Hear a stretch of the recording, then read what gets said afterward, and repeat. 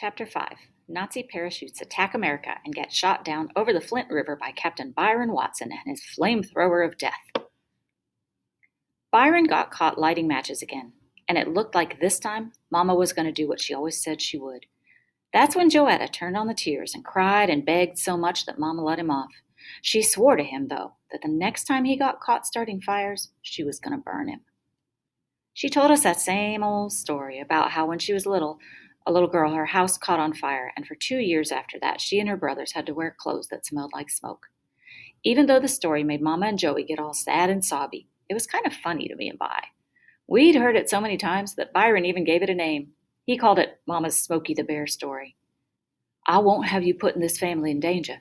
Just once more, Byron Watson. One more time and you're burned. Then, to show Byron how serious she was, Mama raised her right hand and said, I swear that with God as my witness. Vi got put on punishment for a month, but even before a week was gone, he started up again. I was up in the bedroom looking at comic books when I heard Byron going into the bathroom and lock the door. I knew something was up since he only locked the door when he had something to hide. I sneaked to the bathroom door and peeked through the keyhole. Vi was pretending he was making a movie called Nazi Parachutes Attack America and Get Shot Down over the Flint River by Captain Byron Watson and his flamethrower of death. I could see that he'd made a bunch of little toilet paper parachutes, and when he yelled, Action! He set one of them on fire and dropped it over the toilet. The guy in the Nazi parachute screamed as he floated down in flames and landed in the water with a loud hiss. Before the parachutist was dead, Vi would flush the toilet, and the Nazi would go down the drain, going glub, glub, glub. When the water was swirling him away, Byron said the only Nazi talk he knew, Ja hold mein Führer, auf Wiedersehen. Peeking through the keyhole, I could see Byron salute the parachute when he flushed the toilet. Such a brave soldier deserves our respect, he said, so we give him a burial at sea. The toilet stopped glugging, and Byron said, Not bad, but let's have a little more screaming on the way down, and how about having the flamethrower of death turned up a little bit? He picked up another toilet paper parachute, lit 2 matches at the same time, set the parachute on fire, yelled, Take 2, and sent the next Nazi screaming into the toilet.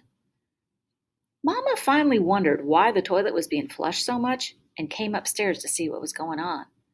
The whole upstairs smelled like a giant match, and she knew something was fishy even before she got to the top step. She moved so quick and quiet that I still had my eyeball in the keyhole when she stepped in the hallway. I looked up and there she was. Mama, I knew I was going to get it for not turning Byron in, but before I could say anything else, Mama pushed me out of the way and hit that bathroom door with her shoulder like Elliot Ness, the cop on the Untouchables TV show. The door jumped out of her way and banged into the bathtub. Byron turned around and screamed. Nazi number 7 hit the water with a hiss. Byron threw his hands up in the air and said, Mama, Mama snatched Byron's neck, and stopping just to pick up the matches that Byron had dropped, she dragged him all the way down the stairs. Well, I could see that Mama had forgotten all about me, so I followed right behind. As they went down, Vi's feet touched the steps only 1 or 2 times. He looked like one of those ballerinas that dance just on the tips of their toes. Mama had her hand around his throat like it was a baseball bat and was holding him up in the air. I never knew Mama was so strong. They danced into the living room, and Joey started looking nervous. She ran over and huddled up next to me. Mama's eyes got slitty with the eyeballs shooting around from side to side. It was almost too scary to watch, but I kept looking since I knew that there was going to be some real big action this time. Joey grabbed a hold of my arm and said, What's going on? What did he do? She was starting to get jumpy because she'd never seen Mama so mad either. I felt kind of sorry for Byron because Mama hadn't let go of his neck, and even though he was a lot older, we could tell he was just as scared as me and Joetta. He kept pretending he was daddy cool, though, and the only way you could tell he was scared to death was by looking at his eyes. Mama kept her hand on Byron's neck and pushed him down on the couch and stood right in front of him. She opened the hand that hadn't been choking him and looked at the matches she'd picked up off the bathroom floor. One hand had been strangling Byron, the other hand had been strangling the matches. The matches were soaking wet because whenever Mama got scared or nervous or mad, her hands got real sweaty and disgusting. Mama's voice got strange, hissing like a snake. Joetta, go in the kitchen and bring me a book of matches. But, Mommy, Joey said, starting to get all sobby. Joetta, do what I told you. Mommy, I can't. The tears really started coming, and Joey was squeezing my arm. Joetta, get those matches. Please, Mommy, you won't do it again, will you, Byron? Please, promise, Mommy, you won't do it again. Kenneth, she turned to me then, go get some matches. Well, now this is what I was afraid of. If I didn't go get the matches, I was going to be in worse trouble than I already was with Mama. And if I did go get the matches, I knew that Byron was going to kill me as soon as he got back from the hospital. Mama, Move, young man. Mama, wait a minute, I can't move. Joey's got me by the arm, and if I move... Mama pointed a finger at Byron and said, don't you move a muscle. We could all tell Mama was super mad because she started talking in that real Southern-style accent. Byron nodded his head, and Mama let go of his throat and stormed into the kitchen. Old Mr. Cool still had great big bug eyes, and as soon as Mama's hand left his neck, his own hands came up and started choking him themselves. Ooh, Byron, you better get out of here. Go down to Buphead's till Dad gets home. He's probably going to whoop you, but Mama's really going to burn you, I told him. Please, Byron, run. Get out of here.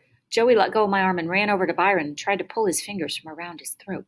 Can't you tell she's not playing? Joey kept pulling at his hand, but it looked like Byron was hypnotized and he wouldn't move. We all nearly jumped through the roof when the snake woman voice came back into the room and said, Joetta, move away from him. Mama was carrying a piece of paper towel, a jar of Vaseline, and a Band-Aid in one hand, and a fresh, dry book of matches in the other. Well, she wasn't even going to take him to the hospital. She was going to set him on fire and then patch him up right at home. Joetta saw the Vaseline and went crazy. Oh, Mommy, let Daddy whip him, please. Please, Joey was pulling on her braids and stamping her feet up and down. Please don't set him on fire. Her face was all wet and twisted up. She looked like a real nut. It was hard to do, but I kind of felt sorry for Byron, though not too sorry, because I knew he deserved whatever happened. First, because he had a chance to escape and didn't take it, and second, because he was being a bad influence on me. While Nazi parachutes attack America and get shot down over the Flint River by Captain Byron Watson and his flamethrower of death looked like a real cool movie for me to make, too. Mama just gave Byron some stupid punishment, that maybe it would be worth it for me to flush some Nazis down the drain myself. But if he got set on fire for doing the movie, it wasn't worth making. So while I felt sorry for Byron because of what was going to happen to him, I did kind of want to see if Mom would keep her word, and I always wondered, what part of him would she burn? His face? His hair? Maybe she'd just scare him a little by setting his clothes on fire while he was in them. But if she was going to just set his clothes on fire, why did she need Vaseline? I knew Mama was going for skin. Joetta, move away. Mama's voice still sounded strange. Joey spread her arms out to the side like a traffic cop and stood between Mama and Byron. No, Mommy, wait! Mama gently set Joey to the side, but Joetta kept hopping back with her arms spread to protect Daddy Cool. They wrestled like this for a couple of times before Mama finally set down all the burning equipment and sat on the coffee table and pulled Joey into her lap. She wiped Joey's stupid tears away with a paper towel and rocked her back and forth a couple times, going, Shawnee, shh. When Joey finally stopped crying and blew her nose, Mama said, Sweetheart, I'm so proud of you. I know you're trying to protect your brother, and that's a good thing. I know you don't want to see him get hurt, right? Joey sniffed and said, No, Mommy. But, honey, some of the time, Mama has to do things that she doesn't want to. Now, you don't really think I want to hurt Byron, do you? Joey had to think about this, because the matches and the first aid stuff and the crazy look Mama had in her eyes made it seem like hurting Byron was exactly what Mama wanted to do. After Joey didn't say anything, Mama had to answer the question herself. No, dear, Mama doesn't want to hurt Byron, but I don't want you going to school smelling like smoke either. And I don't want to see you or Kenneth or Daddy or Blackie or Tiger or Flipper or Flapper get burned up either. And if that boy... Mama's voice got strange again, and we all looked over at Byron, who was still being held on the couch by his own hands. If that boy sets this house on fire with his nonsense, I don't know what I'm going to do. Mama's real voice was coming back. So, Joetta, don't you see how Mama has to help Byron understand how dangerous and painful fire can be? Don't you see we've tried everything and nothing seems to get through that rock head of his?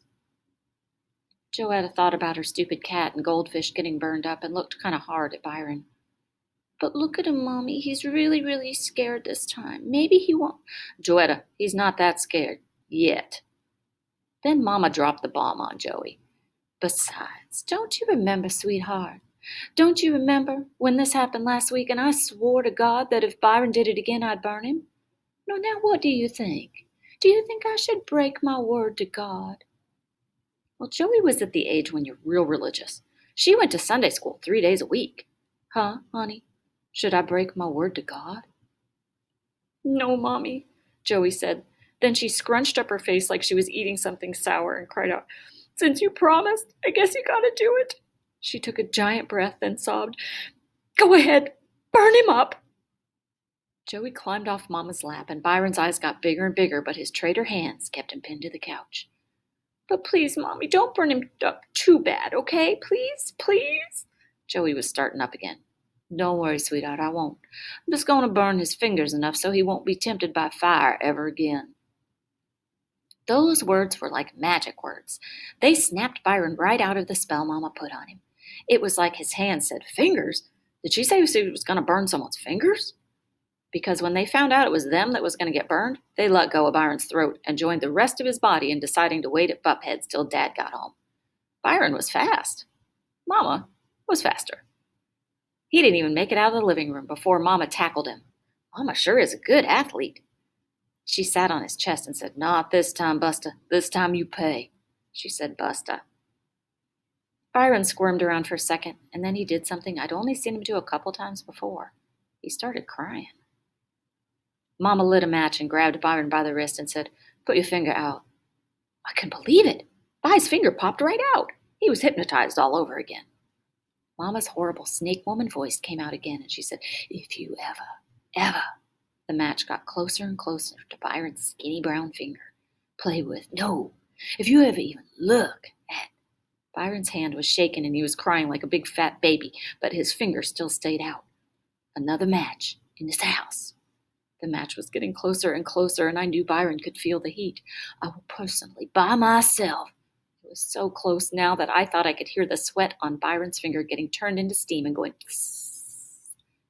I will burn not just one finger. I will burn your entire hand and send you to a juvenile home. Byron closed his eyes and screamed. Right when the fire was going to give him a good roasting, Joetta ran across the room and sounded like the little engine that thought it could. She blew the match out before it got to him.